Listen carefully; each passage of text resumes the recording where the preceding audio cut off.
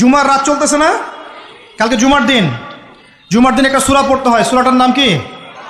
জোরে বলেন। সূরা কাহাফ জুমার দিনে তেলাওয়াত করলে এক জুমা থেকে আরেক জুমা পর্যন্ত আপনার এই যে হায়াত, এটা ইমানে নূর দিয়ে আল্লাহ ভরে দিবেন ইনশাআল্লাহ। আর এই সূরা কাহাফ আপনাকে দাজ্জাল থেকে বাঁচাবে। কার থেকে বাঁচাবে? সূরা কাহাফের সাথে আল্লাহ রসুল দাজ্জালকে সম্পৃক্ত করেছেন।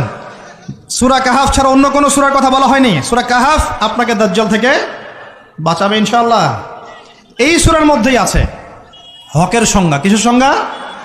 এই সূরার মধ্যে 29 নম্বর আয়াতে আপনি পাবেন আল্লাহ রাব্বুল আলামিন বলছেন, ওয়াকুলিল হাক্কু মির রাব্বিকুম, সুবহানাল্লাহ, ওয়াকুলিল হাক্কু মির রাব্বিকুম ফামান শাআ ফালইউমিন ওয়া মান শাআ ফালইয়াকফুর।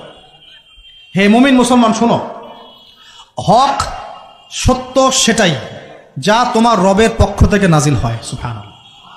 হকের সংজ্ঞা বুঝতে পারলাম? হক বা সত্য সেটাই যা তোমার রবের পক্ষ থেকে নাজিল হয়। এখন আমাকে বলেন, আল্লাহর পক্ষ থেকে কি নাজিল হয়েছে বলেন? আচ্ছা, যখন তাওরাত নাজিল হয়েছিল ওটা কি হক ছিল না বাতিল ছিল? হক ছিল। জাবুর হক ছিল। তারপর ইনজিল, সর্বশেষ যে কোরআন নাজিল হলো এটা কি হলো তাহলে? এখন কোরআনের ব্যাখ্যায় হাদিস আছে না নাই? হাদিস আছে না নাই? নাকি শুধু কোরআন মানলেই হবে, হাদিস মানার দরকার নাই?